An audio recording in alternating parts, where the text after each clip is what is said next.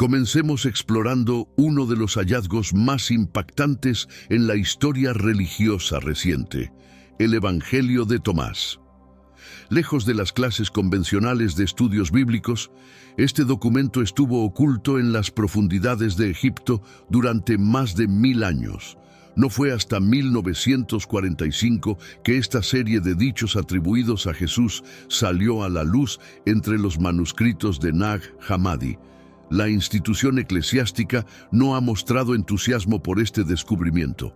El Evangelio de Tomás subvierte las expectativas tradicionales, se diferencia de los evangelios de Mateo, Marcos, Lucas y Juan, porque no relata milagros, ni la crucifixión, ni la resurrección. En cambio, ofrece una transmisión cruda y directa de los pensamientos de Jesús, desafiando el núcleo del dogma cristiano convencional. Aquí, Jesús no se presenta como un Mesías lejano, sino como un mentor que despierta lo divino en cada ser. Más aún, propone una idea revolucionaria. El reino de Dios reside dentro de nosotros, no en el cielo o en un futuro lejano, sino aquí y ahora, en nuestro interior. Esta perspectiva no es solo una visión mística, representa un desafío directo a las estructuras eclesiásticas que han monopolizado la salvación durante siglos. Jesús sugiere que lo sagrado no está confinado a las catedrales ni reservado para el clero, sino que es accesible para todos, de manera personal y directa. Si el reino de Dios está dentro de nosotros, entonces el contacto con lo divino es inmediato y personal, sin necesidad de mediadores. Ahora bien, surge la pregunta: ¿por qué se ha mantenido oculto un mensaje tan poderoso? ¿Por qué el Evangelio de Tomás no fue incluido en el Nuevo Testamento y se dejó que se perdiera en el desierto egipcio, mientras que otros evangelios fueron canonizados? Probablemente porque no coincidía con la narrativa controlada que la autoridad eclesiástica deseaba perpetuar, una que centraliza el poder en pocas manos en vez de democratizarlo. El Evangelio de Tomás, posiblemente escrito tan temprano como el primer siglo, contemporáneo de los evangelios reconocidos, ofrece una visión que pudo haber circulado entre los primeros cristianos incluso antes que algunos textos del Nuevo Testamento. Sin embargo, fue tachado de herético y ocultado por ser considerado subversivo. En sus páginas, Jesús nos habla en enigmas que revelan verdades más profundas, instándonos a buscar el conocimiento por nosotros mismos. Jesús expresa: si sacas a la luz lo que llevas dentro, eso te salvará. Si no lo sacas, te destruirá. Este no es un credo de pasividad, como se predica en muchos púlpitos hoy en día, sino un desafío a reconocer y despertar a nuestra verdadera naturaleza espiritual. Los líderes eclesiásticos de la antigüedad debieron reconocer el potencial disruptivo de tal mensaje. Una doctrina que promueve el despertar espiritual individual podría sacudir los cimientos mismos de su control. Ellos necesitaban seguidores dependientes, no individuos autorrealizados que confiaran en su propia conexión con lo divino. Por lo tanto, el mensaje del Evangelio de Tomás fue etiquetado como peligroso y escondido a la vista. Pero esos tiempos de ocultamiento han pasado. Estas enseñanzas están ahora accesibles, invitándonos a replantear todo lo que creíamos saber sobre Jesús y su mensaje. ¿Y si Jesús no nos estaba pidiendo simplemente que lo buscáramos a Él para la salvación? ¿Y si nos estaba invitando a buscar dentro de nosotros mismos? En este texto escondido, Jesús expone una verdad más profunda, empoderadora y liberadora, en contraste con enfoques que buscan controlar y condenar. No es cuestión de rezarle, sino de reconocer lo divino en nuestro interior. No se trata de rechazar al Jesús de los textos canónicos, sino de redescubrir aspectos de sus enseñanzas que han sido ocultados por siglos. Este redescubrimiento, si se comprende a fondo, podría revolucionar nuestra autoimagen, nuestra fe y nuestra interacción con el mundo. Hablemos ahora del gnosticismo, ese movimiento espiritual que estuvo a punto de redefinir la historia del cristianismo. Los gnósticos, muy distintos a lo que eventualmente representó la Iglesia establecida, buscaban una conexión mística y directa con Dios, desafiando la autoridad de sacerdotes y obispos. Para ellos, Jesús no era el destino, sino el guía, ofreciendo un mapa para reconectar con una realidad divina perdida.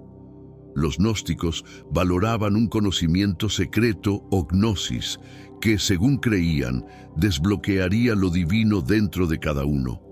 En textos como el Evangelio de Felipe y el libro secreto de Juan, la salvación no implicaba pecado y repetición, sino un despertar. Sostenían que vivimos atrapados en un mundo ilusorio, velado por lo material y lo físico.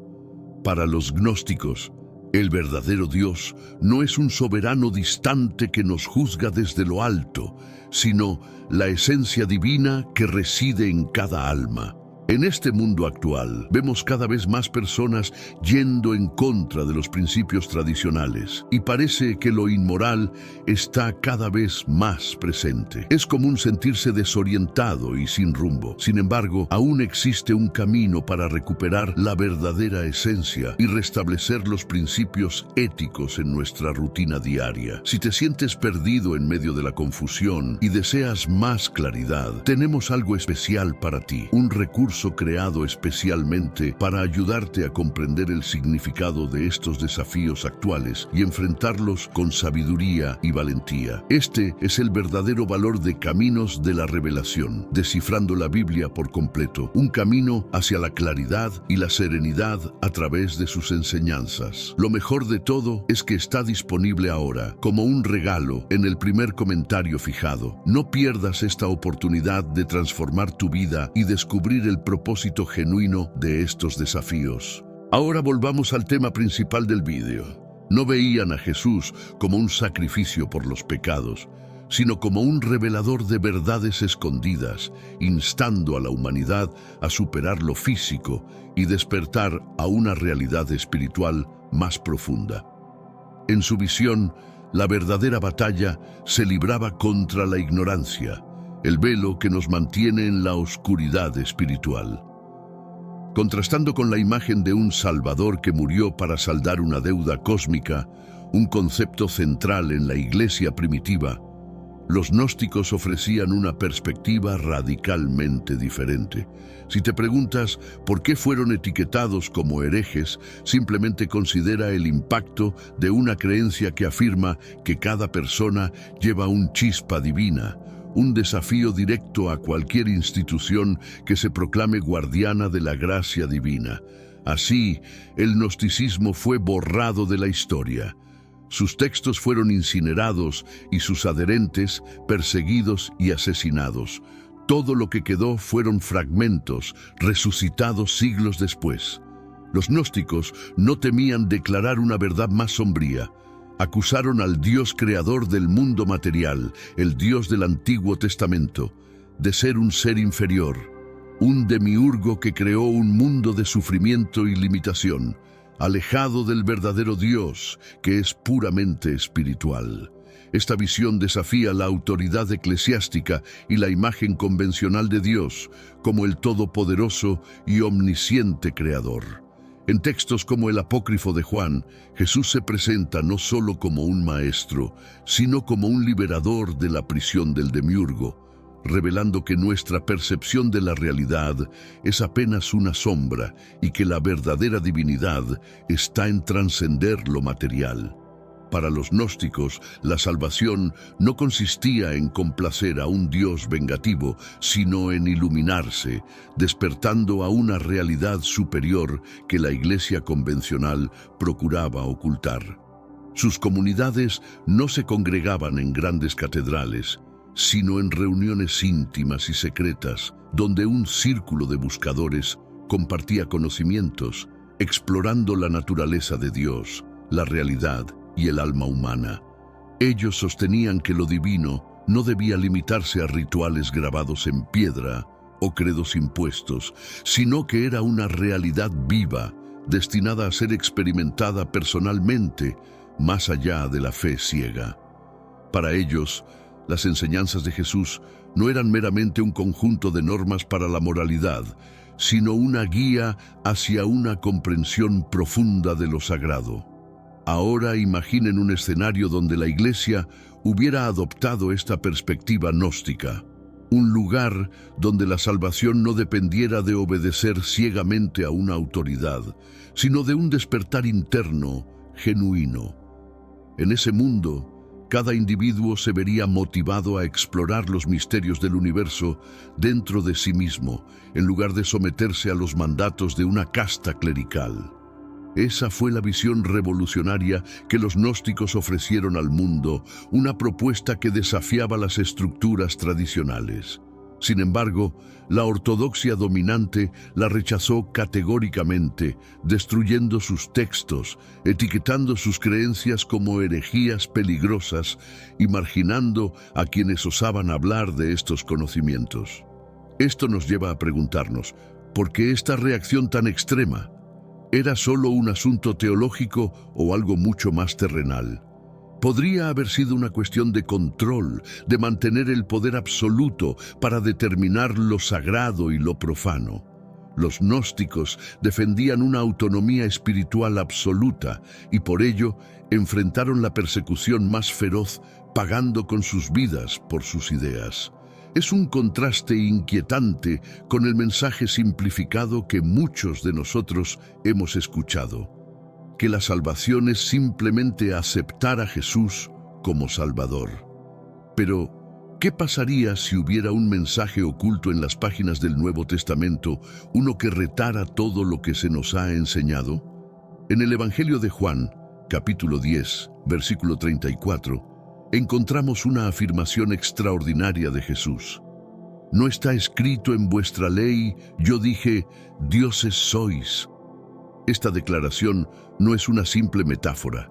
Jesús está citando el Salmo 82, versículo 6, donde los seres humanos son llamados dioses e hijos del Altísimo. Jesús utiliza esta referencia para defenderse de las acusaciones contra su divinidad, insinuando que si las Escrituras pueden describir a otros como dioses, ¿por qué resultaba tan escandaloso que él reclamara ser el Hijo de Dios?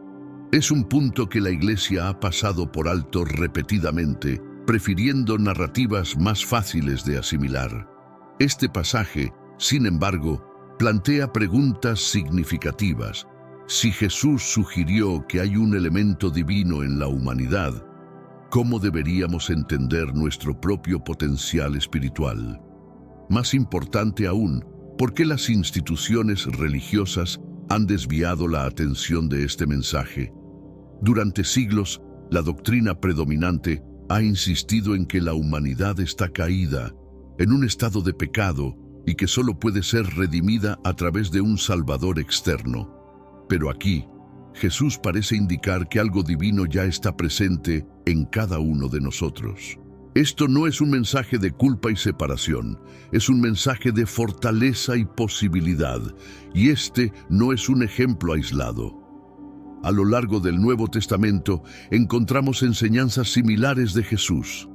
En el Evangelio de Lucas, por ejemplo, Jesús describe el reino de Dios no como un lugar remoto, sino como algo presente dentro de ustedes.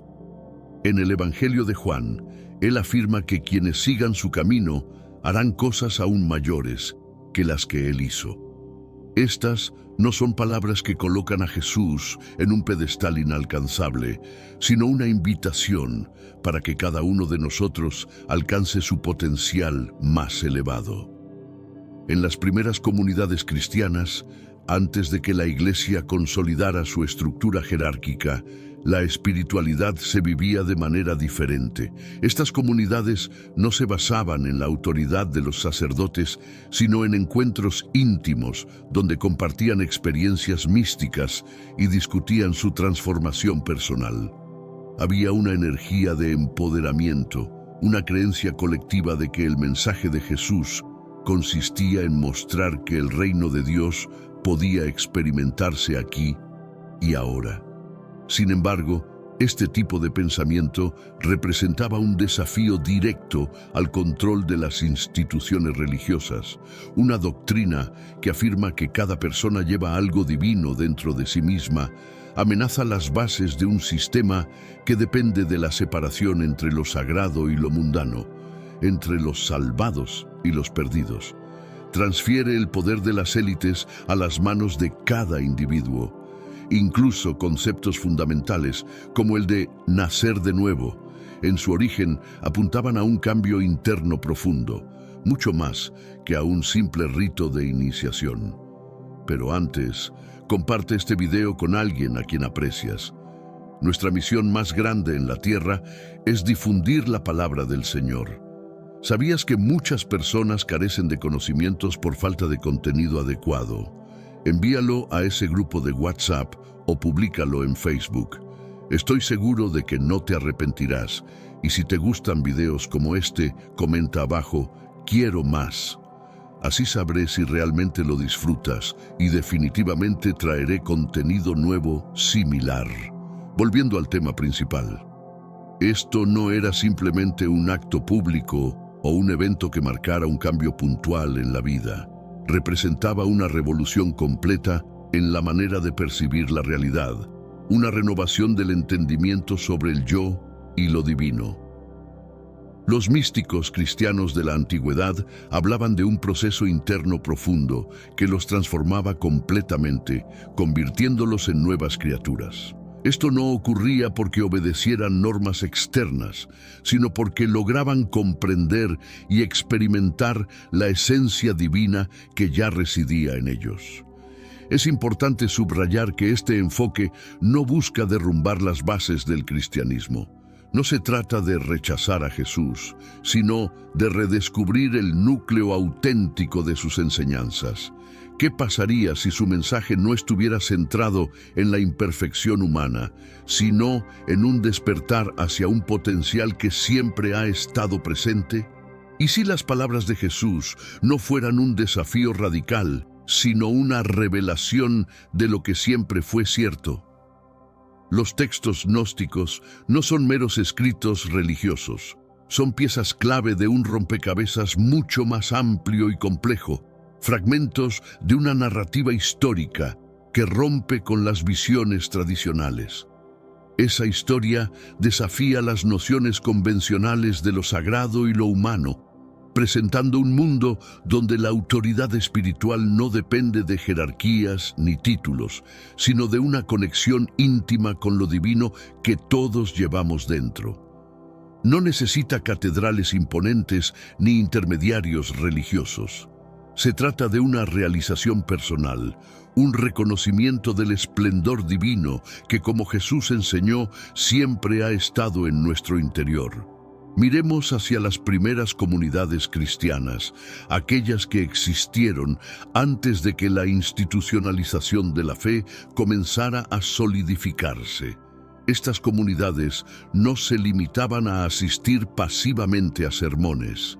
Vivían experiencias profundas y transformadoras, eventos espirituales que el cristianismo institucionalizado raramente menciona hoy. Para estos primeros seguidores, el cristianismo no era una colección de reglas memorizables, era un camino hacia una conexión directa con lo sagrado, una vía para experimentar lo divino de forma personal e intransferible. Los vestigios de esta práctica están presentes en documentos históricos y hallazgos arqueológicos que revelan cómo estas comunidades adoptaban métodos como la meditación, la oración intensa y rituales que hoy serían vistos como revolucionarios. Estos no eran movimientos periféricos, estaban en el corazón del cristianismo temprano. Un ejemplo clave son los padres y madres del desierto, quienes buscaban el aislamiento no para escapar del mundo, sino para profundizar su comunión con lo divino. Estos místicos se aventuraban en estados de conciencia alterados, buscando visiones y registrando profundas reflexiones espirituales. Dentro de esta tradición, la idea de teosis o divinización era central. Este concepto griego hablaba de un proceso de transformación en el que el creyente no solo seguía a Cristo en sus enseñanzas, sino que buscaba unirse a su naturaleza divina.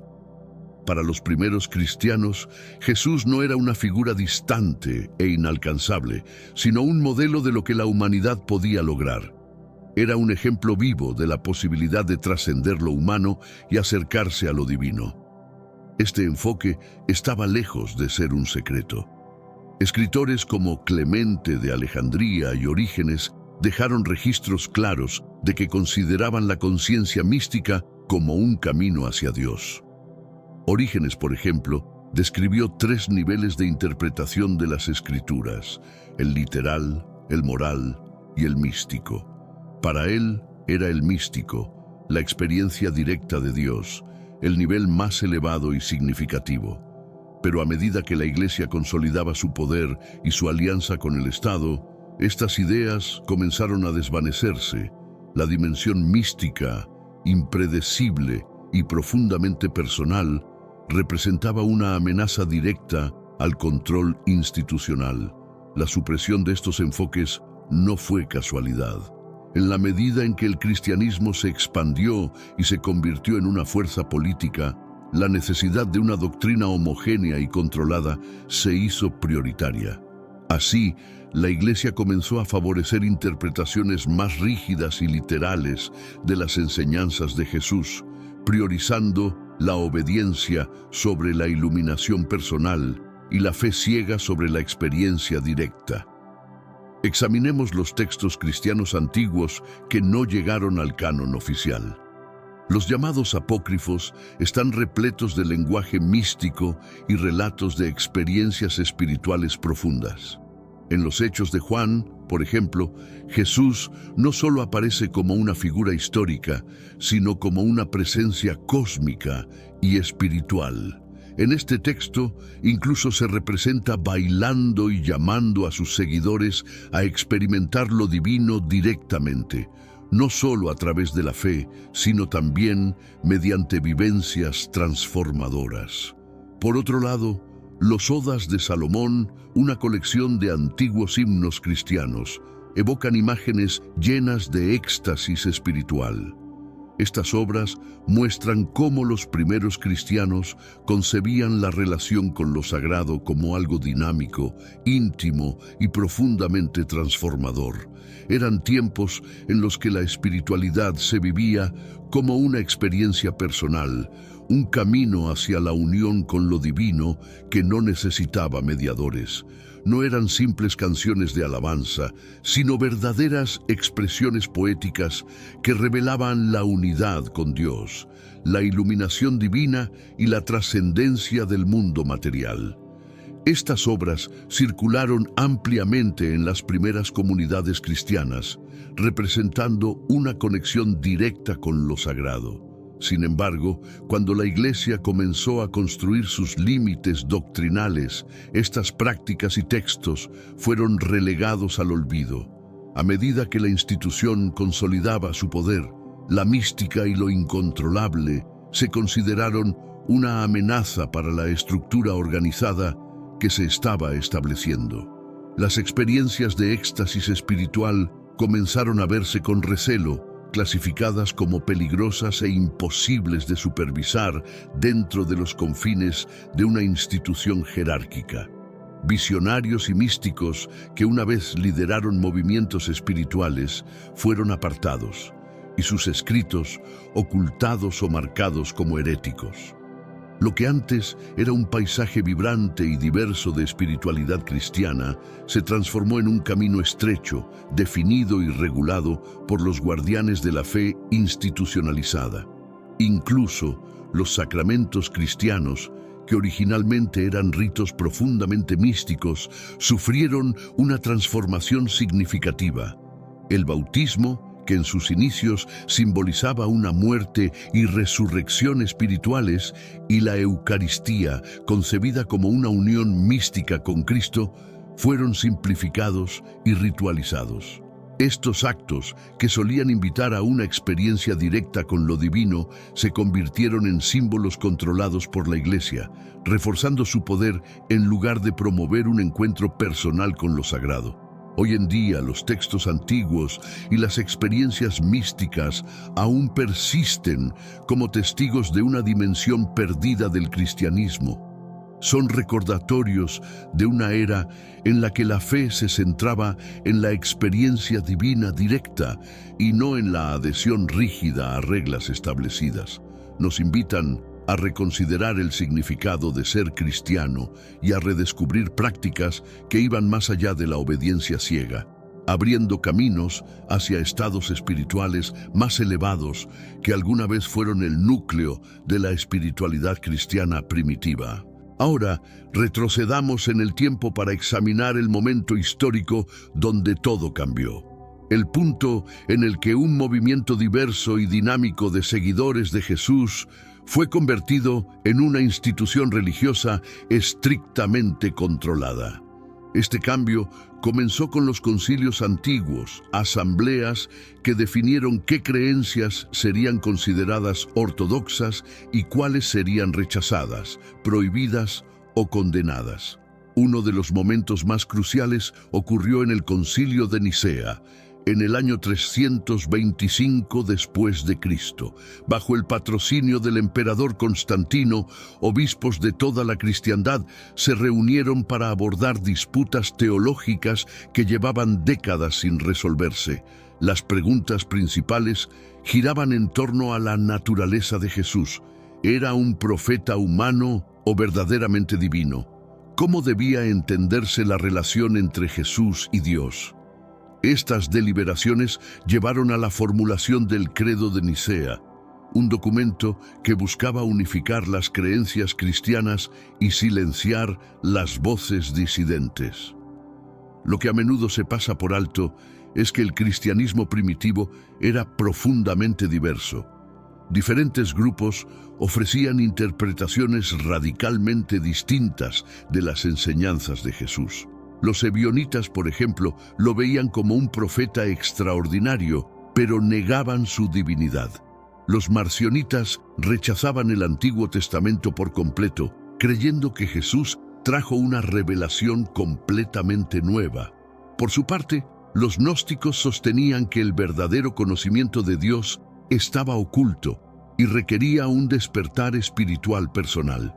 Esta rica diversidad teológica fue marginada cuando el concilio decidió imponer una única interpretación oficial.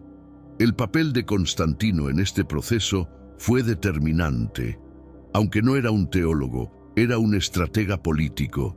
Reconoció el poder de una iglesia cristiana unificada como una herramienta para fortalecer su imperio. Al estandarizar las creencias cristianas, Constantino buscaba imponer orden en un contexto de caos, pero ese orden tuvo un precio elevado. La diversidad del pensamiento cristiano primitivo fue sacrificada en favor de la uniformidad doctrinal. Los textos que no se alineaban con la visión oficial fueron etiquetados como heréticos, prohibidos, destruidos o escondidos. De esta manera, se perdió gran parte de la riqueza espiritual que caracterizaba las primeras comunidades. El Nuevo Testamento también fue consolidado durante este período, seleccionándose los libros que reflejaban las enseñanzas aceptadas por la Iglesia emergente. Este cambio no solo marcó una transformación en la teología, sino también en la práctica espiritual. Lo que una vez fue un movimiento dinámico y diverso, se convirtió en una institución monolítica, priorizando el control y la obediencia sobre la experiencia directa con lo divino. Imagina esto. De una vasta cantidad de escritos religiosos, solo 27 libros fueron seleccionados para formar parte del Nuevo Testamento. En este proceso, textos como el Evangelio de Tomás, el Evangelio de María y otros escritos considerados apócrifos fueron excluidos. Estas decisiones no se limitaron al ámbito teológico, estuvieron profundamente influenciadas por intereses políticos. La elección de una narrativa coherente no fue casual, fue diseñada para establecer un tipo particular de autoridad, donde la Iglesia se posicionaba como la guardiana de las llaves del cielo, controlando la salvación a través de sus rituales y sacramentos. ¿Por qué estas obras y sus ideas fueron suprimidas? Porque representaban una amenaza directa a la centralización del poder espiritual. Muchos de estos textos apócrifos sugerían que el mensaje de Jesús no era sobre la obediencia a una institución, sino sobre descubrir la divinidad dentro de cada individuo. Si la salvación era vista como una experiencia personal y no como una obediencia a dogmas establecidos, entonces la estructura jerárquica que sostenía a la Iglesia podría colapsar. Este enfoque alternativo cuestionaba el monopolio que la institución tenía sobre la espiritualidad. Los líderes eclesiásticos de la época entendieron estas implicaciones y tomaron medidas drásticas para proteger su control. Durante los siglos siguientes, la doctrina ortodoxa fue estrictamente reforzada. Figuras como Orígenes, quien en su tiempo fue un influyente teólogo, terminaron siendo condenadas por sus interpretaciones más espirituales y místicas de las Escrituras. Las comunidades cristianas que originalmente daban roles significativos a las mujeres vieron cómo estas lideresas eran marginadas a medida que la Iglesia adoptaba un modelo más patriarcal. Prácticas místicas que promovían experiencias directas con lo divino fueron reemplazadas por liturgias rígidas y estandarizadas. Se trataba de imponer uniformidad y control sobre la fe. Lo más impactante de este proceso fue su carácter deliberado. No ocurrió de manera gradual, sino como resultado de decisiones calculadas. Los llamados herejes fueron perseguidos, sus textos destruidos y sus comunidades eliminadas.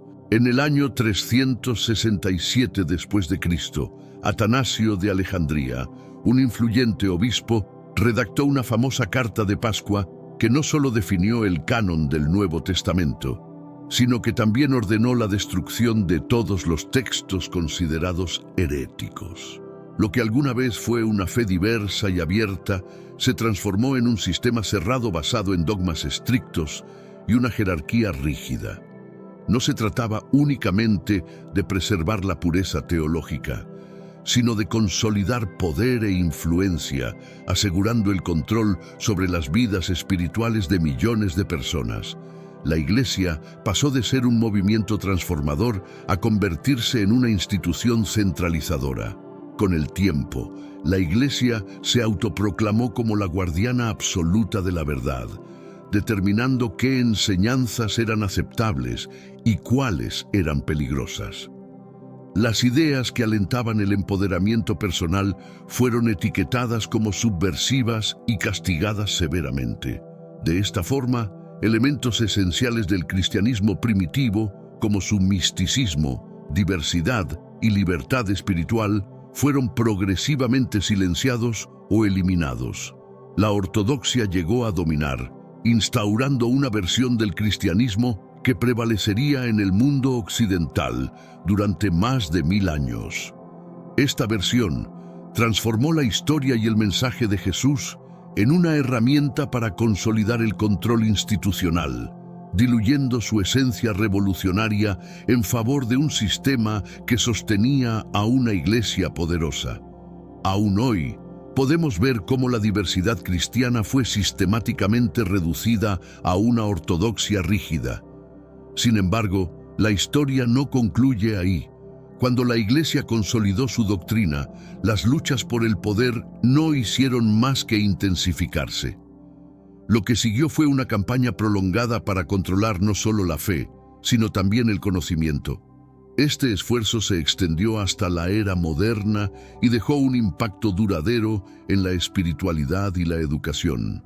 Una de las herramientas más efectivas utilizadas por la Iglesia fue el lenguaje. Durante más de 1000 años, la Biblia se mantuvo exclusivamente en latín, el idioma de los académicos, sacerdotes y élites. Los fieles comunes, que hablaban lenguas vernáculas, no podían acceder directamente a las Escrituras. Esto no se trataba solo de una tradición, sino de un método para mantener el control. Al mantener la Biblia en latín, se aseguraba que solo la clase sacerdotal pudiera interpretar y mediar entre los creyentes y los textos sagrados. Este monopolio sobre el conocimiento reforzó la dependencia de las masas hacia la Iglesia y consolidó su autoridad. Pero la llegada de la imprenta en los siglos XV y XVI cambió radicalmente este panorama. La posibilidad de distribuir textos en masa permitió que las escrituras llegaran a más personas, desafiando la exclusividad de la Iglesia en la interpretación del mensaje divino.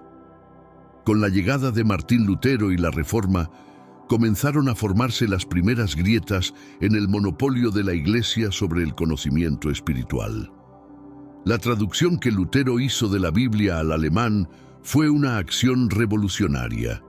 No se trataba únicamente de cambiar el idioma, sino de ofrecer acceso.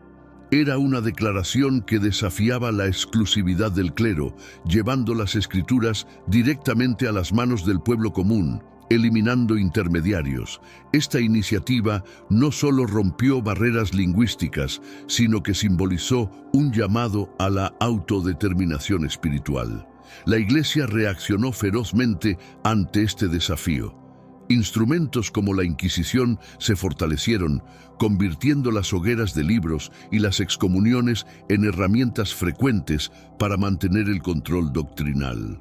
Sin embargo, el desafío no provenía únicamente de la Reforma. Movimientos místicos también emergieron, buscando experiencias directas con lo divino, apartándose de las estrictas normas eclesiásticas. Estos grupos defendían una espiritualidad más personal, fuera del alcance de la autoridad institucional. Los cátaros, los sabios que estudiaban la naturaleza, y místicos cristianos como Meister Eckhart representaban una amenaza significativa para la estructura jerárquica de la Iglesia. Sus enseñanzas hablaban de una conexión interior con Dios, de encontrar lo divino en la cotidianidad y de evitar la necesidad de mediadores institucionales. La respuesta de la Iglesia fue brutal. Etiquetaron a muchos de estos movimientos como heréticos, persiguieron a sus miembros y destruyeron o escondieron sus escritos. Era un esfuerzo sistemático para mantener el monopolio espiritual. El control eclesiástico no se limitaba a la religión, abarcaba también la educación y el saber en general. Durante la Edad Media, la Iglesia no solo tenía autoridad sobre las Escrituras, sino que monopolizaba la filosofía, la ciencia y la enseñanza. Los monasterios, como centros de aprendizaje, decidían qué conocimientos podían preservarse y cuáles eran condenados al olvido. Las ideas que contradecían la doctrina oficial eran suprimidas, y quienes se atrevían a desafiar la ortodoxia enfrentaban consecuencias devastadoras. Los casos de Galileo y Giordano Bruno son ejemplos icónicos de este control. Galileo, condenado por su apoyo a la teoría heliocéntrica, y Bruno, ejecutado por sus ideas cosmológicas y teológicas, representan cómo la Iglesia ejercía su poder sobre la libertad intelectual. Este dominio quedó institucionalizado a través del Index Librorum Prohibitorum, la lista de libros prohibidos que reguló durante casi 4 siglos lo que los católicos podían leer. Este índice no solo censuraba textos teológicos, sino también obras científicas, filosóficas y políticas. El objetivo era claro: limitar la información y proteger la narrativa oficial de la Iglesia. El Renacimiento marcó un punto de inflexión. El auge de la razón, la ciencia y el individualismo en los siglos XVII y XVIII debilitó la influencia intelectual de la Iglesia. El conocimiento comenzó a expandirse más allá de los muros de los monasterios y catedrales, alcanzando a un público más amplio. Las Escrituras se tradujeron a numerosos idiomas, poniéndose al alcance de la población general. Este acceso directo a la Biblia desafiaba la exclusividad eclesiástica, permitiendo que las personas interpretaran los textos por sí mismas. Sé que a veces en nuestras vidas tenemos más preguntas que respuestas. Si te sientes perdido y buscas claridad, tenemos algo para ti. Caminos de la Revelación, descifrando la Biblia por completo. Un libro lleno de enseñanzas y respuestas disponible ahora como un regalo en el primer comentario. No te pierdas la oportunidad de transformar tu vida y entender el verdadero propósito de estos desafíos. Al mismo tiempo, textos apócrifos y escritos místicos, antes silenciados, comenzaron a resurgir. Este renacimiento de ideas reveló facetas del cristianismo que habían permanecido ocultas durante siglos. Incluso en los siglos XIX y XX, la Iglesia luchó por conservar su influencia frente a un mundo cada vez más secular y abierto a diversas interpretaciones espirituales. Aunque la Iglesia intentó adaptarse a estos cambios, su capacidad para controlar el flujo de información y el pensamiento comenzó a disminuir significativamente. Lo que una vez fue una institución dominante enfrentó una nueva era donde la diversidad de ideas y la libertad de pensamiento reconfiguraron el panorama espiritual e intelectual. Cuando los arqueólogos comenzaron a desenterrar textos antiguos como la biblioteca de Nag Hammadi y los manuscritos del Mar Muerto, salieron a la luz documentos que cuestionaban la narrativa oficial de la Iglesia. Estas obras ofrecían visiones diferentes sobre Jesús, la naturaleza de la salvación y la relación entre los humanos y lo divino. Estas perspectivas, que habían sido silenciadas durante más de un milenio, planteaban preguntas fundamentales sobre el cristianismo primitivo y sus múltiples facetas. En la actualidad, con el auge de Internet, el acceso a la información nunca ha sido tan amplio, pero las huellas de ese control institucional del pasado aún persisten en nuestra forma de entender la fe. La Iglesia, por su parte, continúa mostrando reticencia hacia estos textos que no forman parte del canon aceptado. Existe una evidente cautela en admitir que el cristianismo primitivo era más diverso y complejo de lo que la narrativa ortodoxa ha reconocido. Esto se debe a que aceptar esa diversidad implicaría reconocer que la historia predominante fue moldeada tanto por decisiones espirituales como por estrategias políticas y actos de supresión a lo largo de los siglos. Nos enfrentamos entonces a una paradoja intrigante, una religión que proclama ser portadora de la verdad absoluta, pero que ha pasado siglos seleccionando, revisando y censurando las fuentes de esa verdad. Es una fe que se presenta como un faro de luz y revelación, pero que en ocasiones ha mantenido a sus seguidores en la oscuridad. La lucha por definir quién tiene la autoridad para hablar en nombre de Dios, interpretar las Escrituras y determinar lo que es verdadero sigue vigente, manifestándose de formas tanto sutiles como contundentes. Y aquí surge una pregunta crucial que desafía nuestra comprensión de lo sagrado. ¿Qué pasaría si los mensajes místicos ocultos de Jesús fueran más acertados de lo que pensamos? ¿Y si su verdadero propósito no fuera imponer una jerarquía religiosa, sino enseñar una verdad más profunda y transformadora?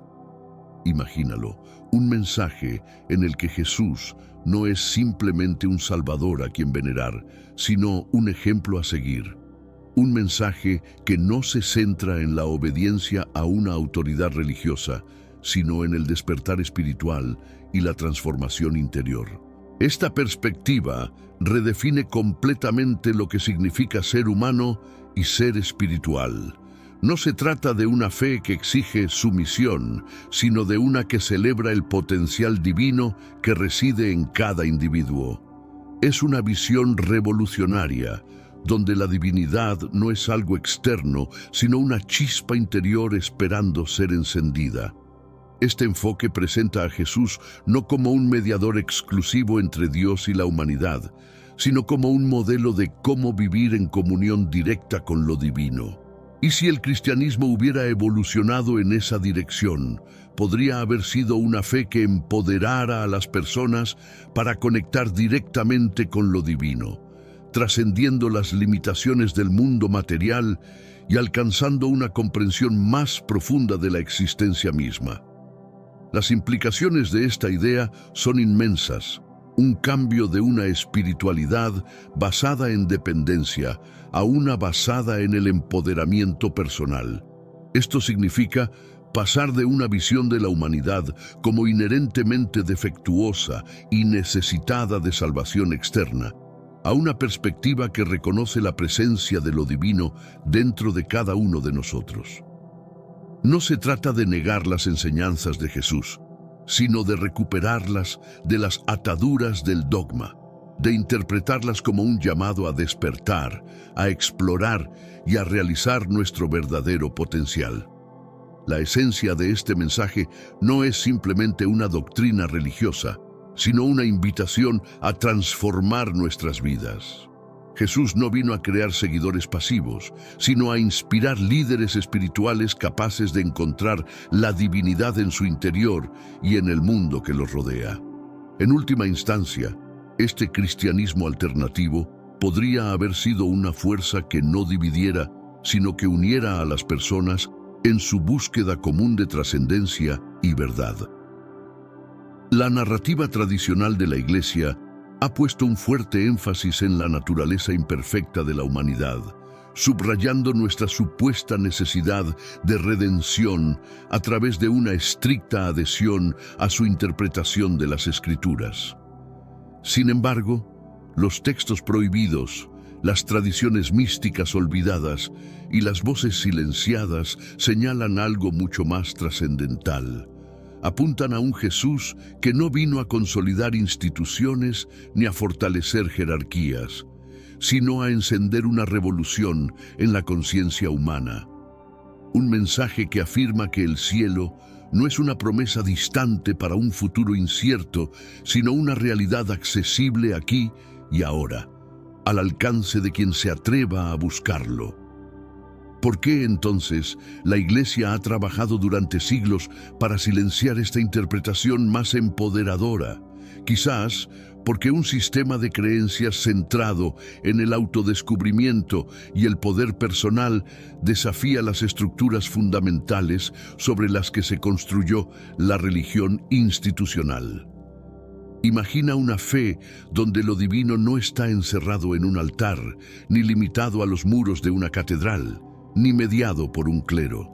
Una espiritualidad donde lo divino reside dentro de cada persona, en cada acto de bondad, amor y conexión con el mundo.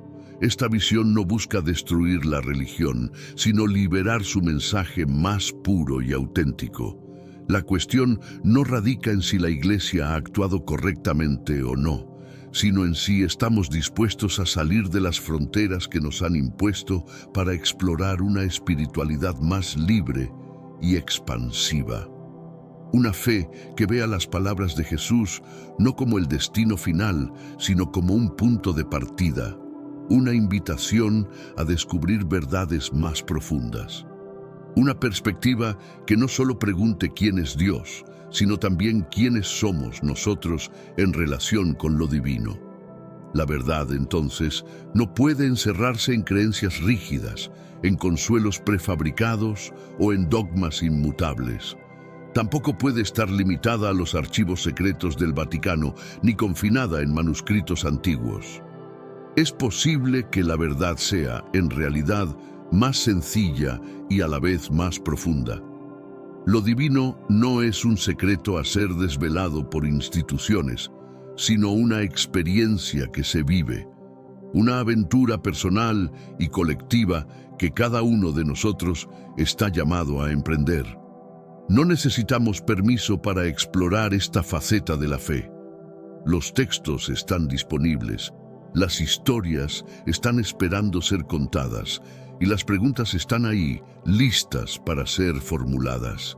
Lo que yace más allá de los límites de la creencia ortodoxa no debería ser etiquetado automáticamente como herejía.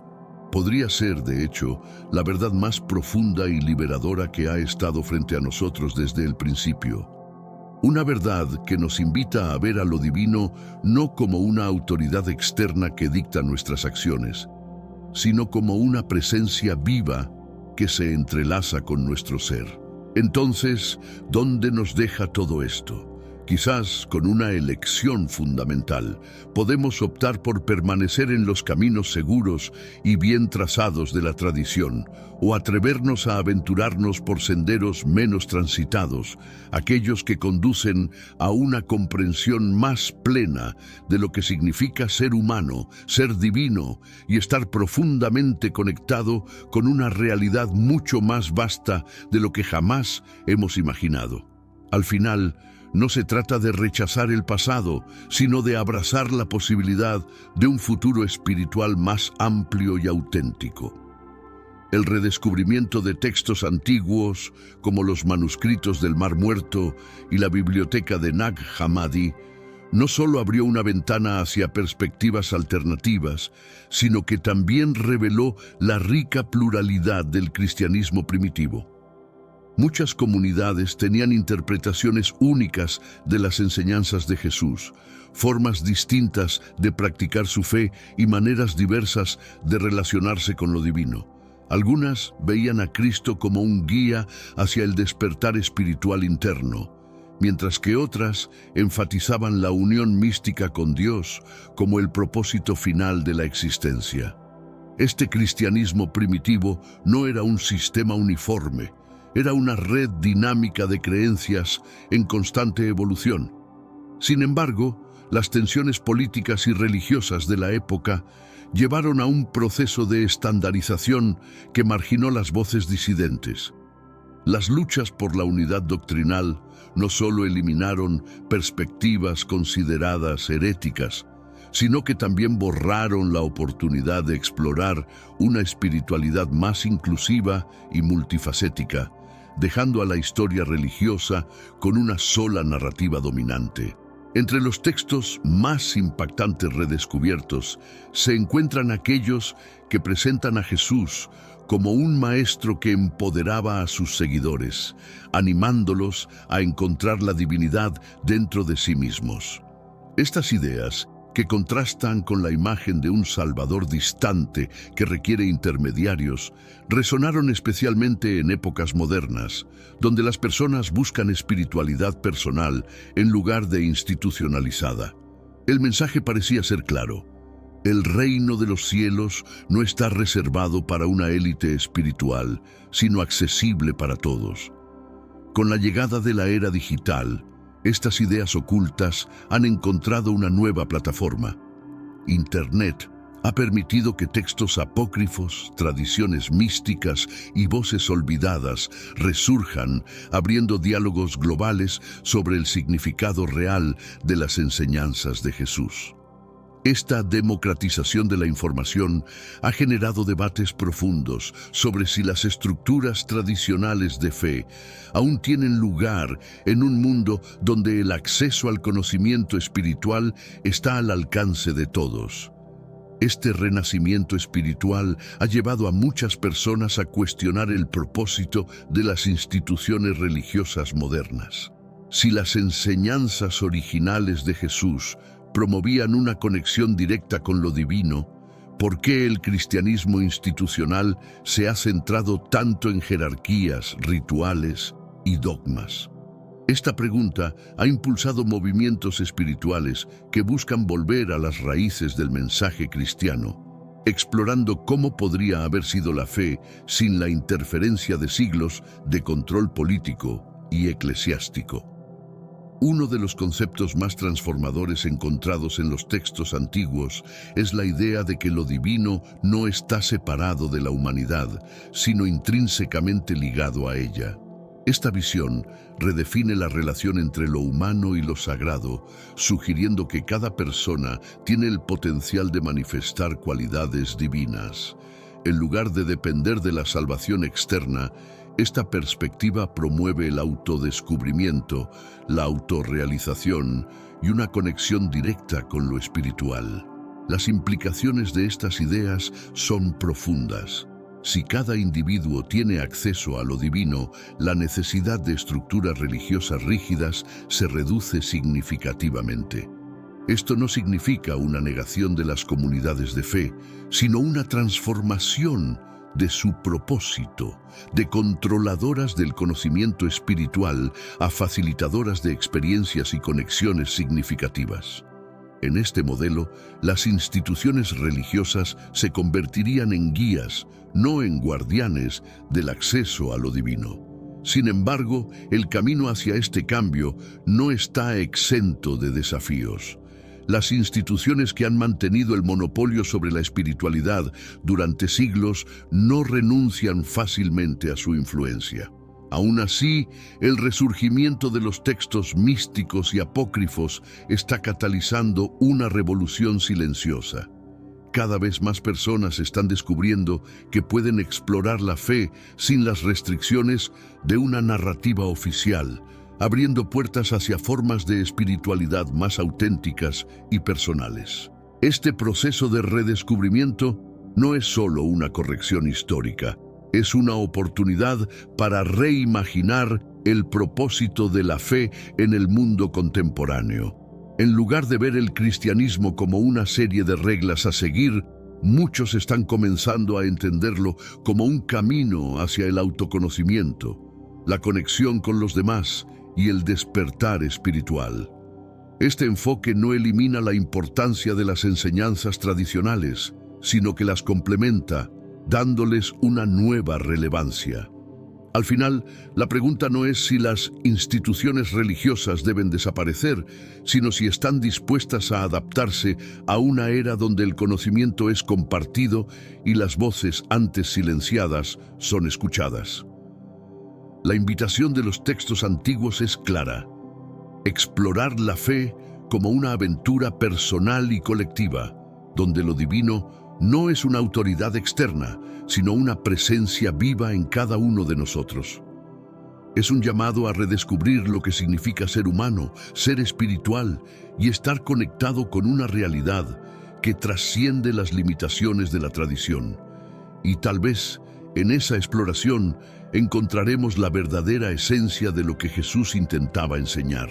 En nuestra exploración de hoy, desvelaremos la cautivadora historia de Dimas, un personaje que, aunque figura discretamente en los relatos bíblicos, desempeña un papel crucial en el evento más significativo de la historia cristiana, la crucifixión. ¿Quién fue Dimas y cómo llegó a estar colgado junto a Jesucristo en el monte Gólgota? ¿Por qué su historia resuena aún hoy con un mensaje de fe y redención? Mientras Jesús enfrentaba su destino final entre dos condenados, Dimas, uno de ellos, se encontró en el epicentro de un momento divino de misericordia. Esta narrativa no solo nos invita a testificar la transformación de un hombre en sus últimos momentos de vida, sino también a entender cómo un acto de fe puede alterar completamente el curso de una existencia, aún en circunstancias extremas de sufrimiento y humillación. Cristo fue colgado en la cruz, en el monte Gólgota, acompañado por dos criminales,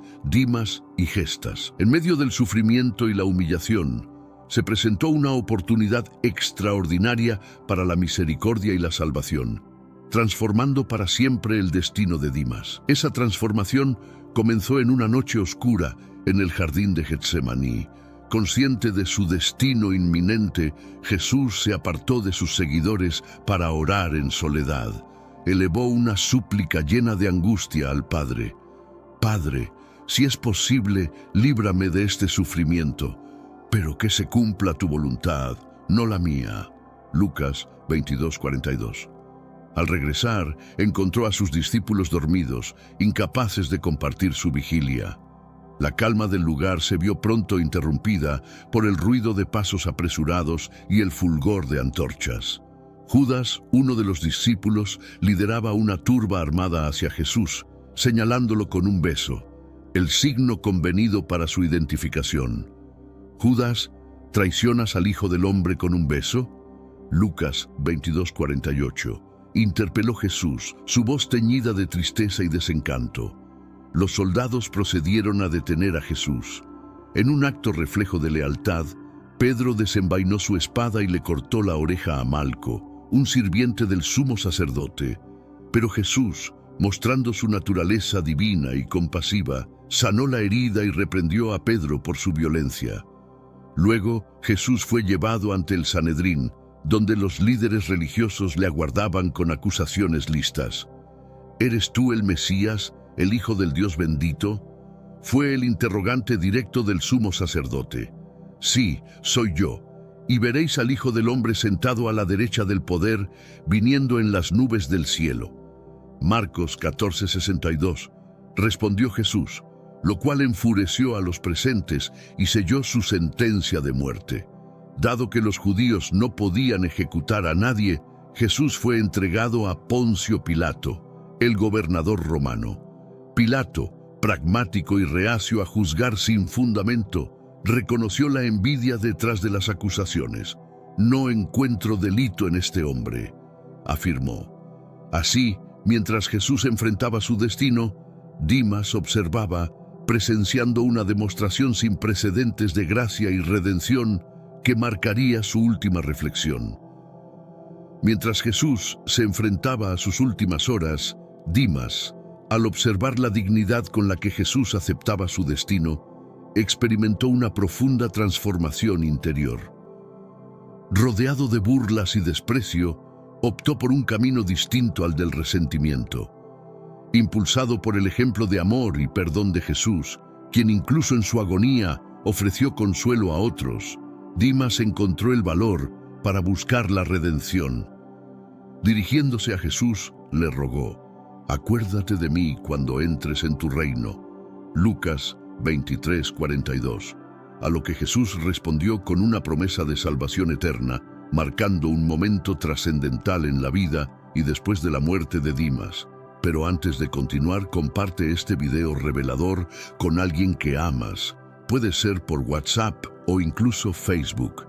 Nuestra misión como creyentes es difundir a tantas personas como sea posible las enseñanzas de nuestro Señor. Y si buscas el camino de Dios y te gustan contenidos como este, comenta abajo, «Yo te acepto, Jesús». Solo así sabré si realmente quieres nuevos estudios como este. Ante la creciente presión de la muchedumbre y las autoridades eclesiásticas, Pilato buscaba una salida para no inculparse en la decisión final. Propuso al pueblo elegir entre liberar a Jesús o a Barrabás, un conocido delincuente.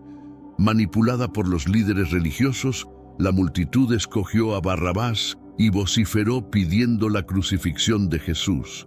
Frente a la insistencia popular y tras intentos infructuosos por apaciguar los ánimos, Pilato se lavó las manos ante la congregación, declarando su desvinculación del destino de Jesús. «Me declaro libre de la sangre de este justo. Esta responsabilidad recae en vosotros». Luego entregó a Jesús a la brutalidad de los soldados romanos. Los militares, sin piedad, flagelaron a Jesús con un flagrum, una herramienta diseñada para mutilar severamente la carne. No satisfechos con su sufrimiento, le colocaron una corona de espinas y un manto púrpura, y en su mano pusieron una caña como burla a su realeza, escarneciéndolo como el rey de los judíos. Con el alba, y a pesar de su estado debilitado y ensangrentado, Jesús fue obligado a llevar su propia cruz hacia el monte Gólgota. La procesión era una amalgama de emociones, desde la curiosidad morbosa hasta el odio visceral, y aunque pocos, algunos corazones mostraban compasión. Entre ellos, Dimas, un convicto también destinado a la crucifixión aquel día, observaba. Conocía de rumores los milagros de Jesús, pero nunca imaginó ver a este hombre mantener la calma y la dignidad frente a tal adversidad. El viaje a través del monte, cargando su cruz, iniciaba un capítulo que transformaría radicalmente la existencia de Dimas. La multitud seguía cada paso, algunos con burlas, otros llorando por la trágica escena. Dimas, desde su perspectiva de condenado, no solo observaba el agobio físico de Jesús, sino que percibía la fortaleza espiritual de este hombre sometido al extremo sufrimiento.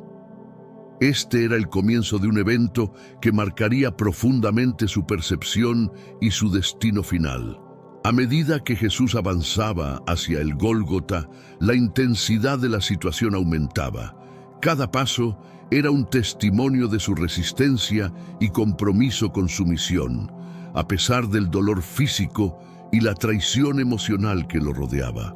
La crueldad de los soldados y el clamor de la multitud contrastaban con la serenidad de Jesús, que, aunque abrumado por el peso de la cruz, se mantenía firme en su camino hacia el sacrificio. Esta dicotomía no pasaba desapercibida para Dimas, cuya vida había estado marcada por decisiones egoístas y delictivas. Al ver la entrega de Jesús, comenzó a cuestionar las bases de su propia existencia y los caminos que había elegido. Mientras tanto, la multitud que seguía el cortejo era un mosaico de emociones humanas. Algunos gritaban insultos y escarnecían, otros observaban en silencio, sumidos en una reflexión profunda sobre la injusticia y el sacrificio. Entre ellos, figuras de compasión emergían ocasionalmente, personas que, con lágrimas en los ojos, reconocían en Jesús a alguien más que un simple hombre condenado. Este entorno, cargado de tensión y emoción, servía como un catalizador para que Dimas, al observar la dignidad con la que Jesús enfrentaba su destino, encontrara un atisbo de redención en su condena inminente. La figura de Jesús, portando su cruz a través de la adversidad, se convertía en un símbolo de esperanza y transformación no solo para él, sino para todos los presentes que se permitían ver más allá de la superficie de los eventos. Sin embargo, un aura de tranquilidad inexplicable rodeaba a Jesús, un marcado contraste con la brutalidad circundante. A medida que Jesús se encaminaba, su cuerpo colapsaba repetidamente bajo el peso de la cruz. Los soldados romanos, impacientes y crueles, obligaron a Simón de Cirene, sacado de entre la gente, a compartir la carga de la cruz con Jesús. Dimas observaba todo en un profundo silencio, sintiéndose abrumado por sentimientos de culpabilidad y compasión. Empezó a meditar sobre su vida pasada, llena de errores y delitos, mientras observaba a Jesús, un hombre de acciones nobles, soportando la cruz a su lado, un reconocido malhechor. La imagen de un hombre justo como Jesús, sufriendo junto a él, un criminal, era algo difícil de comprender para Dimas. A lo largo de su travesía por la vía dolorosa hacia el Gólgota, algunas mujeres expresaban su tristeza y llanto por Jesús. A pesar de su propio dolor, Jesús se dirigió a ellas diciendo: «Hijas de Jerusalén, no lloren por mí, sino por ustedes y por sus hijos». Lucas 23:28. Estas palabras impactaron profundamente a Dimas, quien se preguntaba qué tipo de hombre, en plena ejecución, se preocuparía por el bienestar de otros. Este era un hombre distinto, alguien que Dimas empezaba a respetar a pesar de las circunstancias. Cuando finalmente llegaron al Gólgota, el sombrío espectáculo de las tres cruces erigidas presagiaba el dolor venidero. Jesús fue clavado en su cruz, situado entre Dimas a su derecha y Gestas, otro ladrón, a su izquierda. El tormento era insoportable, pero Jesús, con una calma sobrenatural, miraba hacia el cielo. Los soldados sortearon sus vestiduras, jugando a los dados por su túnica. Los líderes religiosos, mientras tanto, se mofaban de él, retándolo a descender de la cruz si realmente era el Hijo de Dios. Gestas se sumó a las burlas diciendo: «Si realmente eres el Cristo, sálvate a ti mismo y a nosotros». Lucas 23:39. Sin embargo, Dimas permanecía callado, observando cada detalle, absorbido por la bondad y santidad que Jesús emanaba incluso en tales circunstancias. Hermanos míos, estamos viviendo los últimos días en esta tierra. Quiero recalcar que ya todas las profecías se están cumpliendo y se acerca el momento del fin. Te pregunto ahora, si hoy fuera el día del rapto de la iglesia, ¿estás preparado? Decidí lanzar para ustedes mi libro digital Caminos de la Revelación, descifrando la Biblia por completo.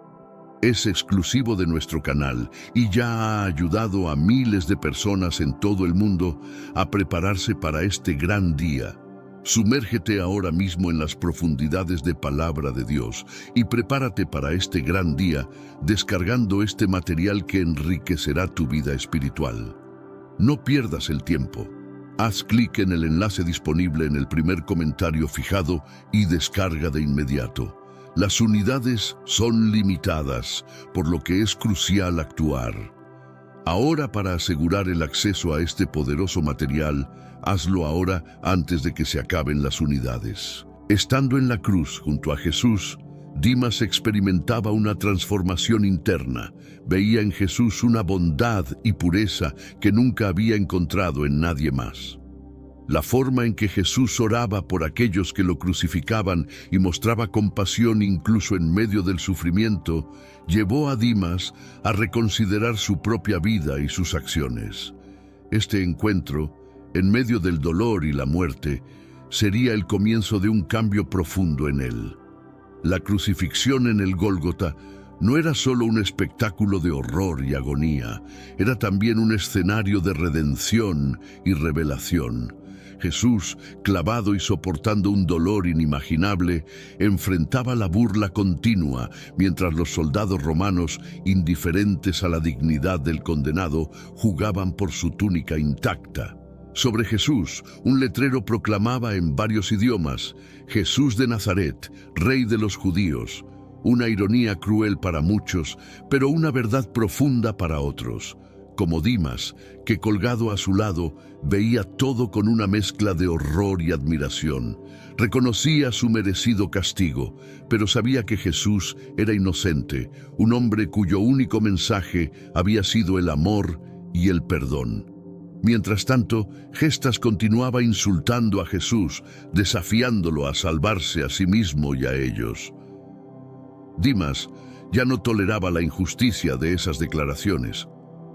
¿No sientes temor de Dios, aunque padecemos la misma sentencia?, cuestionó Dimas a Gestas con un tono lleno de desesperanza y anhelo. Justamente sufrimos, pues nuestras acciones nos han condenado, mientras que este hombre no cometió falta alguna. Lucas 23:40. Esas expresiones, proferidas con honestidad y pesar, vibraron como una admisión pública de su culpa y un reconocimiento de la pureza de Jesús. Para Dimas, aquel instante marcó un cambio decisivo, una aceptación de su propia falta de mérito y de la divinidad de Jesús. Mirando a Jesús, Dimas formuló un ruego que alteraría su destino eterno. Jesús, recuérdame cuando ingreses a tu reino. Lucas 23:43. Esta súplica se realizó no desde la desesperación, sino con una fe llana y fervorosa, aceptando a Jesús como el Salvador y confiando en su promesa de un imperio perdurable. En pleno tormento, Dimas encontró el ánimo para solicitar la salvación. Jesús, con compasión y firmeza, afirmó: «Te aseguro que hoy estarás conmigo en el paraíso». Estas declaraciones brindaron un alivio profundo al alma de Dimas. Aunque enfrentaba un dolor físico agudo, experimentó una tranquilidad espiritual inefable. Ahora comprendía que su creencia no era infundada y que, aunque su existencia terrenal tocaba a su fin, ocuparía un espacio junto a Jesús en el dominio celestial. El escarnio del público persistía mientras Jesús permanecía en la cruz. Los sumos sacerdotes, los instructores de la ley y los ancianos participaban en las burlas. Salvó a otros, mas no puede rescatarse a sí mismo. Es el monarca de Israel. Descienda ahora de la cruz y creeremos en él. Mateo 27:42. Esas frases, cargadas de menosprecio, buscaban minar la autoridad y el poder de Jesús. Consideraban su crucifixión como la prueba de su fracaso y la caída definitiva de Jesús. Los militares también se sumaban a las ofensas, ofreciéndole a Jesús vinagre cuando manifestó sed. Cada gesto era un esfuerzo por denigrarlo aún más. No obstante, Jesús, aún soportando un sufrimiento insondable, no reaccionaba a las provocaciones con ira. Más bien, oraba. Padre, absuélvelos, pues ignoran lo que perpetran. Lucas 23:34. Sus declaraciones evidenciaban su inagotable piedad y empatía, incluso hacia quienes lo crucificaban. Gestas, el malhechor a la izquierda, no se reprimía y seguía denigrando a Jesús, eco de los retos de los dirigentes religiosos. Si eres el Mesías, salva a ti mismo y a nosotros. Lucas 23:39.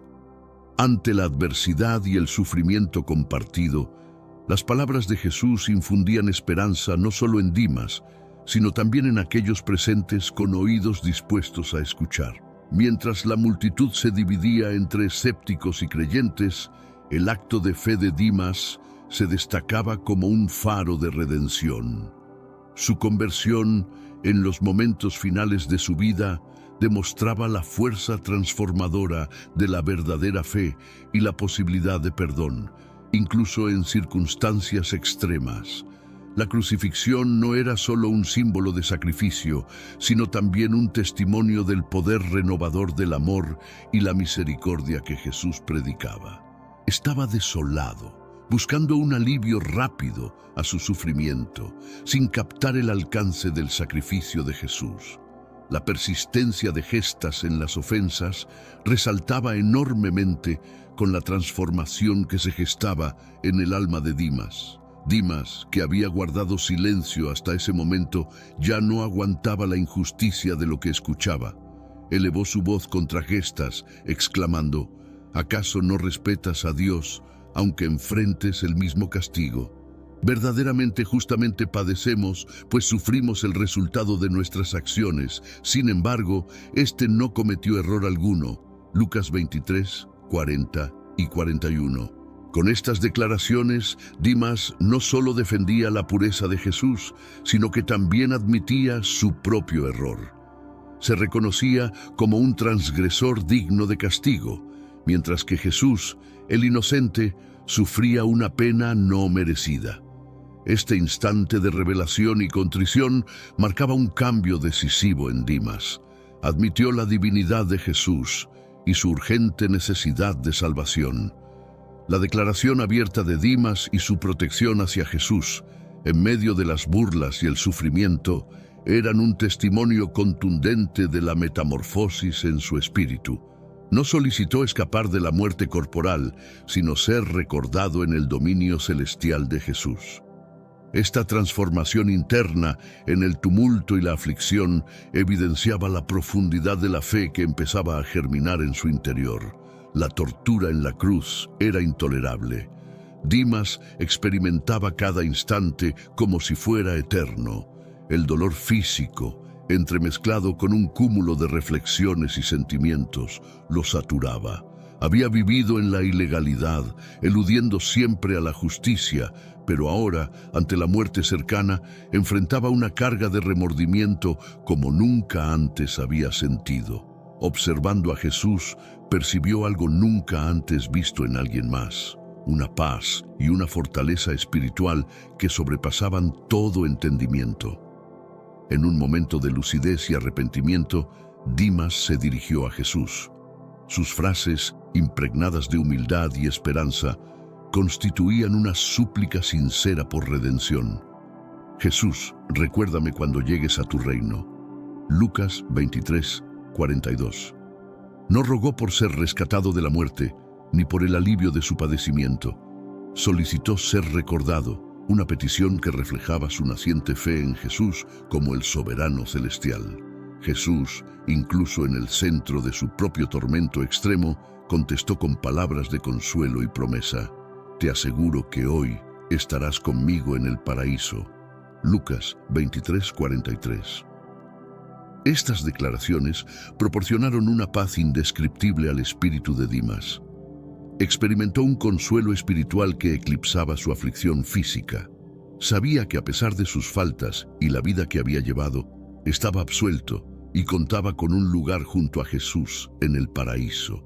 Este compromiso de Jesucristo no solo brindó alivio a Dimas, sino que también subrayó potente el afecto y la compasión divinos. Incluso en sus instantes finales, Dimas alcanzó la redención por su convicción en Jesús. Este gesto de creencia, sencillo pero significativo, se mantiene como prueba perpetua de que la redención está al alcance de todos aquellos que se entregan a Dios con sinceridad en el corazón. Observando a Dimas con ternura y afecto, Jesús expresó palabras que perdurarán eternamente.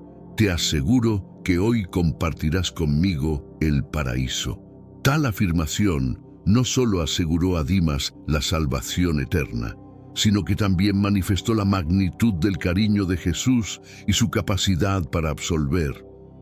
Aún en sus momentos finales, Jesús seguía cumpliendo su objetivo de rescatar a los descarriados. La garantía de Jesús proporcionó un consuelo inexplicable al alma de Dimas. A pesar del agudo sufrimiento físico, experimentó una serenidad espiritual inédita. Comprendió entonces que su convicción no había sido en vano y que, aunque su existencia terrenal se extinguía, ocuparía un sitio junto a Jesús en el reino celestial. Tal promesa redentora fue una demostración contundente de la clemencia divina y la oportunidad de cambio, hasta en los últimos instantes, para aquellos presentes. Constituyó una verificación de la naturaleza salvadora del cometido de Jesús, evidenciando que la redención estaba accesible para todos, sin importar su historia o las faltas cometidas. Este episodio fue una muestra evidente de que la misericordia divina es ilimitada y que el arrepentimiento verdadero puede conducir a la redención.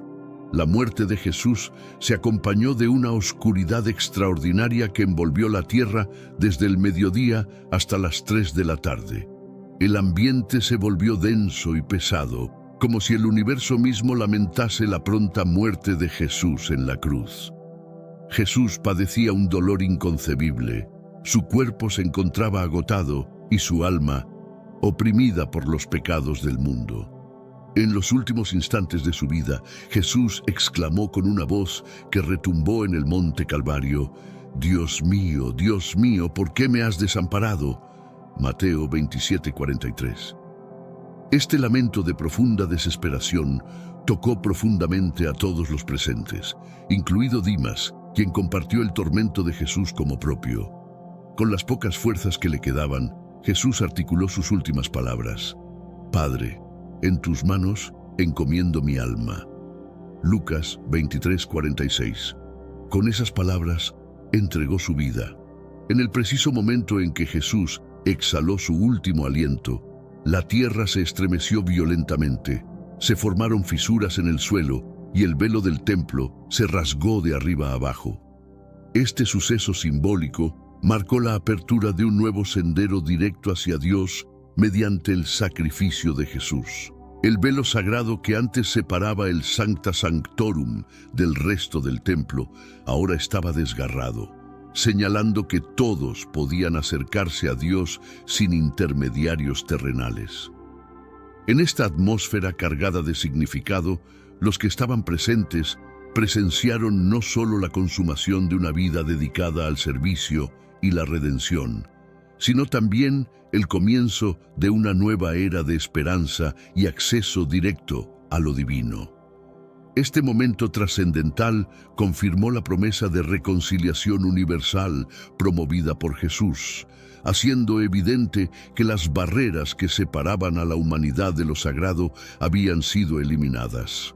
Ahora, cada persona, sin distinción, tenía la posibilidad de acercarse a Dios y recibir su gracia redentora, un legado de amor inquebrantable que Jesús dejó para todos, un llamado a vivir en la luz de su sacrificio y enseñanzas.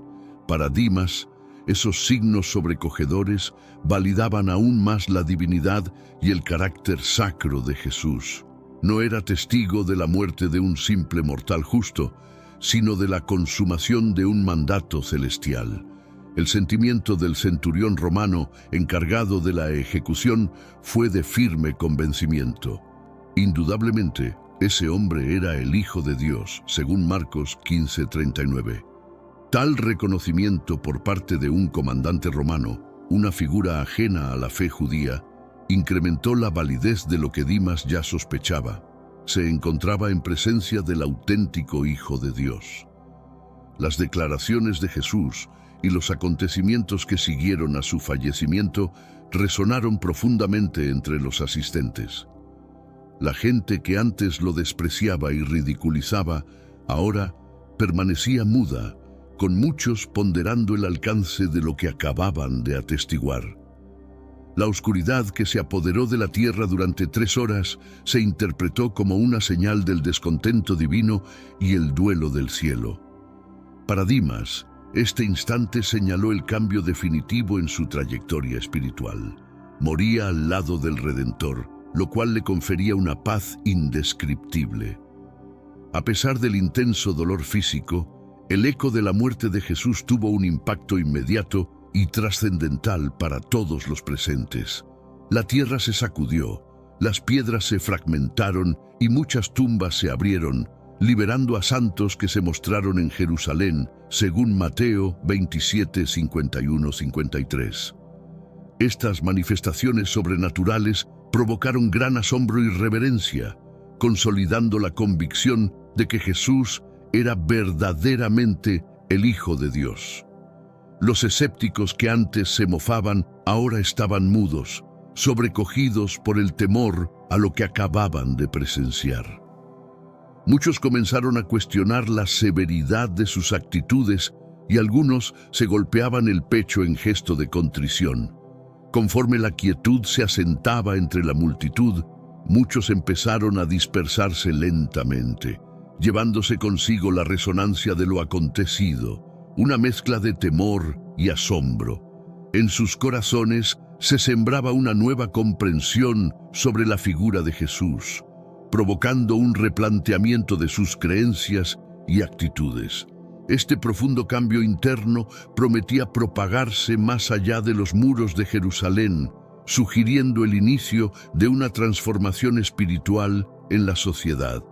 Lo que presenciaron aquel día no sería simplemente recordado como un evento trágico, sino como el nacimiento de una nueva esperanza, una invitación abierta a reconsiderar el camino hacia lo divino y redescubrir la misericordia y el amor incondicional que Jesús había predicado. Bajo la cruz, María, la madre de Jesús, estaba sumergida en el dolor, aunque su fe la mantenía firme. A su lado se encontraba Juan, el discípulo querido, a quien Jesús había confiado el cuidado de su madre.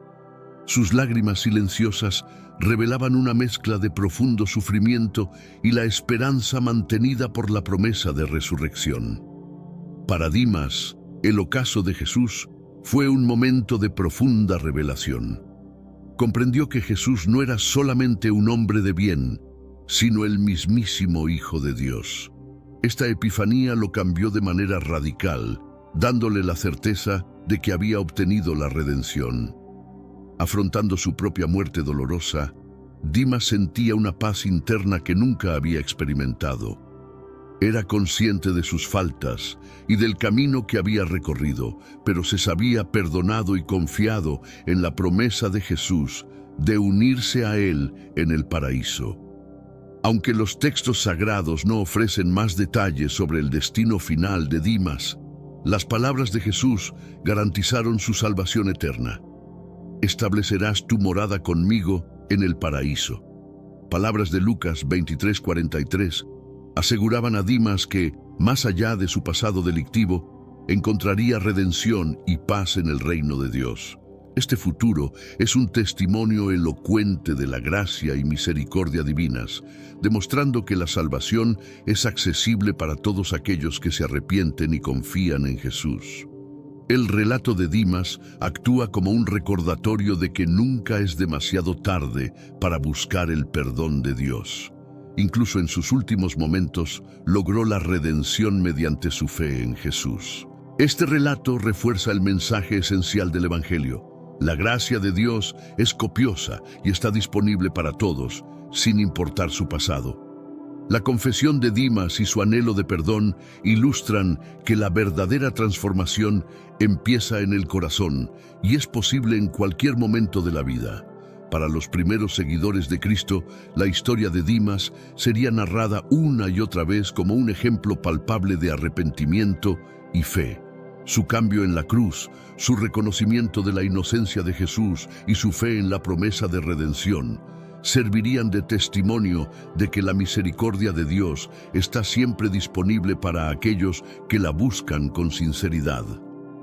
La historia de Dimas resonaría en las enseñanzas de los apóstoles y se convertiría en un símbolo de la gracia divina, motivando a muchos a buscar una nueva vida en Cristo y a reflexionar sobre el perdón y la redención. Este relato es una poderosa lección sobre la importancia del perdón y la redención. En esta continua difusión del relato de Dimas, su historia se transforma en una fuente de inspiración para aquellos que enfrentan desafíos y dudas en su propia espiritualidad. Su conversión en el último momento de su vida resalta la inquebrantable compasión de Dios y el poder transformador de la fe genuina. A medida que la comunidad cristiana crece, el ejemplo de Dimas sirve para recordar que la misericordia de Dios es infinita y que nunca es demasiado tarde para cambiar de rumbo y abrazar el camino de la redención, independientemente de los errores del pasado. Esta narrativa no solo perpetúa la enseñanza del perdón incondicional, sino que también enciende la esperanza entre los fieles, reafirmando que cada día ofrece una nueva oportunidad para la salvación y la renovación espiritual. Incluso, en sus momentos finales, halló el favor divino gracias a su creencia en Jesús. Esta historia subraya el núcleo del mensaje del Evangelio. La compasión de Dios es ilimitada y está accesible para todos, sin considerar su historial previo. El arrepentimiento sincero de Dimas también actúa como un ejemplo de contrición auténtica. Aceptó sus faltas, reconoció su responsabilidad y solicitó el perdón de Jesús. Este gesto de arrepentimiento es fundamental para la doctrina cristiana, evidenciando que la humildad y el reconocimiento son los primeros pasos hacia la salvación. La afirmación de Jesús a Dimas, prometiéndole un sitio en el paraíso, subraya la relevancia de una fe clara y honesta. La experiencia de Dimas nos enseña que nunca es tarde para apelar a la misericordia de Dios y que la redención está disponible para todos aquellos que se acercan a Él con un espíritu arrepentido. El perdón que Dimas recibió en la cruz es un recordatorio contundente del propósito de Jesús de encontrar y rescatar a los perdidos. Jesús evidenció que su afecto y gracia están disponibles para todos, sin importar sus situaciones. Para los creyentes, el relato de Dimas es una evidencia clara de la promesa de que cualquier individuo, en cualquier instante, puede ser transformado por el poder redentor de Cristo. La garantía de paraíso que Jesús ofreció a Dimas, afirmando que estaría con él en el paraíso ese mismo día, es uno de los instantes más destacados de la crucifixión.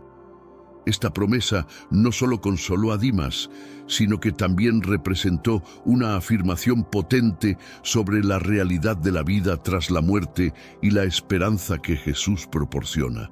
Para Dimas, en sus últimos instantes, esa promesa lo era todo. Le proporcionó paz y seguridad, sabiendo que sería acogido en el reino celestial. Para los primeros seguidores de Cristo, la promesa del paraíso a Dimas se convirtió en un símbolo de esperanza y salvación. Demostró que la salvación no depende de las acciones, sino de la fe en Jesús. Este episodio refuerza el mensaje central del Evangelio, que todos son bienvenidos al reino de Dios, siempre que se arrepientan y confíen en Jesús. La promesa de Jesús a Dimas es un recordatorio de que la gracia de Dios es generosa y que la vida eterna es accesible para todos los que depositan su fe en Cristo. La relevancia de la fe de Dimas, incluso en sus últimos momentos, fue suficiente para asegurar su salvación. Este suceso enfatiza la importancia de una fe pura y honesta que trasciende las obras o méritos personales.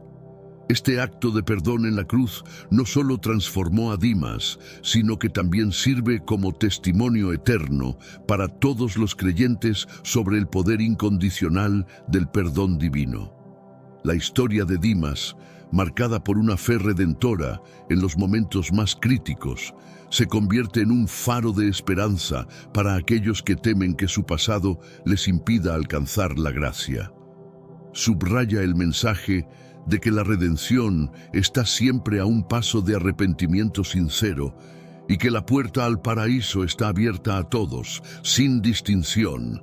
La promesa cumplida a Dimas por Jesús reafirma la convicción de que no importa la magnitud de nuestros errores, la misericordia de Dios está siempre disponible, esperando transformar las vidas a través de un acto genuino de fe. Dimas no logró acumular una vida de acciones virtuosas, pero su convicción en Jesús y su arrepentimiento sincero bastaron para asegurarle un sitio en el paraíso. Este relato destaca profundamente la importancia de la fe y la indulgencia divina. Para la comunidad cristiana, la fe demostrada por Dimas ofrece un aliento robusto de que la salvación es accesible para todos, sin consideración de sus antecedentes. La creencia en Jesús es crucial y la gracia divina es suficiente para sobrepasar todas las transgresiones. La historia de Dimas nos recuerda que una fe auténtica comprende un reconocimiento humilde de nuestra necesidad de salvación y una confianza pura en las promesas de Jesús. La transformación interna que experimentó Dimas en la cruz, de criminal a hombre de fe, es significativa. Esto señala que el cambio auténtico se origina en el alma y es viable en cualquier fase de la vida. Su confesión y su solicitud de misericordia reflejaron un arrepentimiento verdadero y una fe firme en las promesas de Jesús. Este cambio constituye una muestra convincente de la gracia divina y la oportunidad de redención. Para Dimas, el cambio fue rápido y radical. Evolucionó de un estado de desesperación y remordimiento a experimentar una paz espiritual sin precedentes. Este modelo del poder salvador de Cristo muestra la viabilidad de una renovación incluso en los instantes finales. El ejemplo de Dimas subraya que el vasto amor de Dios alcanza incluso a los más desviados. Es una prueba de que la misericordia de Dios no tiene límites y que la redención está al alcance de todos aquellos que se acercan a Él con un corazón contrito. Muestra que la salvación no depende de méritos personales, sino en la fe en Jesús y en la misericordia de Dios. Este relato es una afirmación de la naturaleza inclusiva del Evangelio y de la esperanza que brinda a todos. A pesar de su pasado, el llamado al arrepentimiento de Dimas, reconociendo sus fallos y buscando el perdón de Jesús, es fundamental en la doctrina cristiana, demostrando que la humildad y la confesión son esenciales para la redención. La respuesta de Jesús a Dimas, asegurándole un lugar en el paraíso, resalta la importancia del arrepentimiento sincero y la fe, demostrando que nunca es demasiado tarde para invocar la misericordia de Dios y que el cambio genuino comienza con un corazón arrepentido. La historia de Dimas actúa como un recordatorio de que el arrepentimiento es crucial para la redención y la vida eterna. La promesa de la resurrección fue crucial para Dimas. Este acto final de fe y arrepentimiento no solo transformó la eternidad de Dimas, sino que también ofrece un mensaje poderoso para todos aquellos que dudan de su dignidad ante Dios debido a su pasado. Demuestra que las puertas del perdón están siempre abiertas y que la redención es posible en el último suspiro, subrayando la omnipresente misericordia de Dios. La historia de Dimas sirve como un faro de esperanza, iluminando el camino para aquellos que buscan redimirse, independientemente de las sombras que puedan ensombrecer su pasado. Es un testimonio vibrante de que el cambio más profundo y significativo puede surgir incluso en las circunstancias más sombrías y desesperadas, ofreciendo a todos la posibilidad de una reconciliación final con su Creador. Aunque Dimas no llegó a ver el regreso triunfal de Jesús, la promesa de estar en el paraíso le aseguró que la muerte no sería el fin. La resurrección de Jesús, acontecida 3 días más tarde, se convirtió en la evidencia definitiva de que aquellos que confían en Él tendrían asegurada la vida eterna. Para los primeros creyentes, este evento estableció el pilar de su fe y la certeza de que también ellos superarían la muerte. Para Dimas, la promesa recibida fue un faro de esperanza y redención, asegurándole que a pesar de su pasado delictivo, había recibido el perdón y un lugar en el reino celestial. La resurrección de Jesús reafirmó que su confianza no había sido en vano y que estaba predestinado a una vida eterna renacida. La vivencia de Dimas y el levantamiento de Jesús emergieron como símbolos robustos de esperanza y salvación para todos los fieles.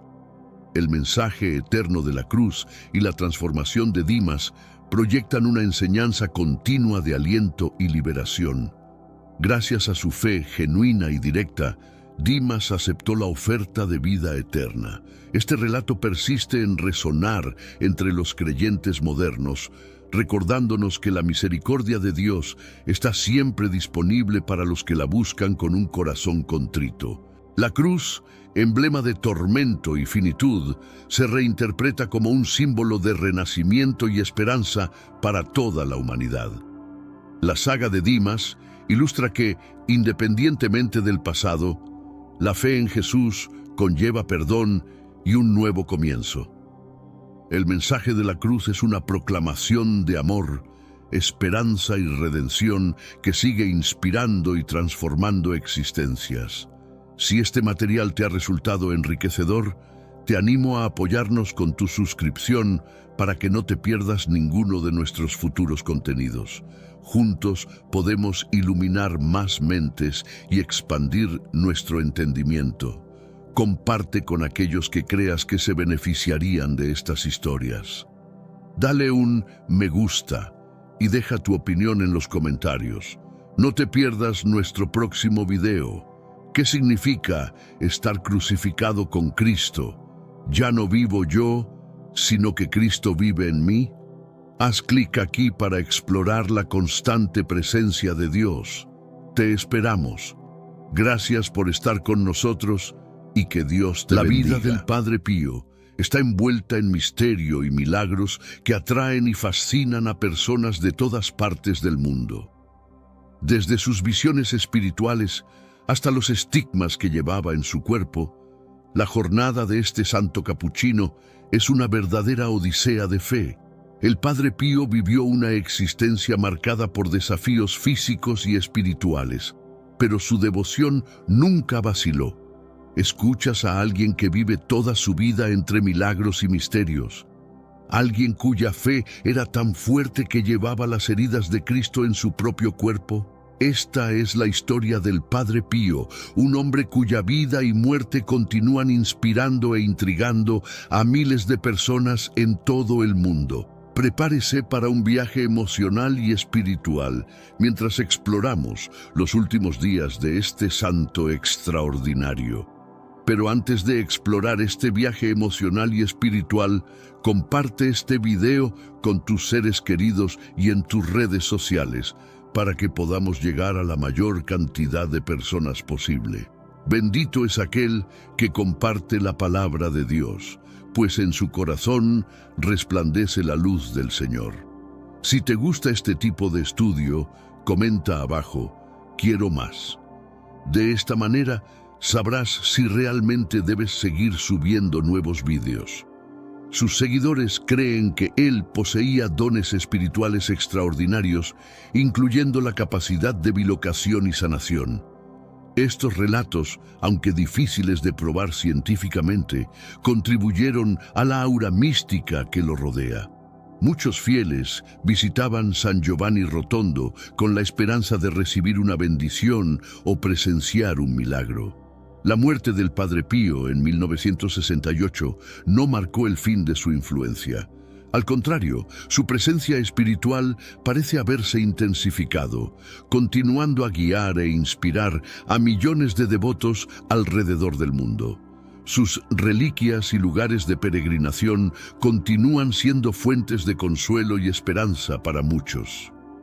En este documental exploraremos los últimos momentos de su vida, enfocándonos en los eventos misteriosos que ocurrieron en los días previos a su muerte. Revelaremos cómo su fe inquebrantable y sus experiencias místicas dejaron una marca indeleble en la historia de la Iglesia. Prepárate para un viaje emocionante que revela no solo al hombre, sino al santo que muchos creen que aún está entre nosotros, intercediendo por aquellos que buscan su ayuda. Desde su infancia en Pietrelcina, Italia, el Padre Pío demostró una profunda espiritualidad. Nacido como Francesco Forgione en 1887, ingresó en la Orden de los Capuchinos a los 15 años, adoptando el nombre de Pío en honor al Papa Pío V. Su vida de devoción comenzó temprano, marcada por visiones y experiencias místicas. Durante su formación religiosa, el Padre Pío enfrentó numerosos desafíos, incluyendo enfermedades graves que amenazaron su vocación. Sin embargo, siempre creyó que su sufrimiento físico era una forma de participar en la pasión de Cristo.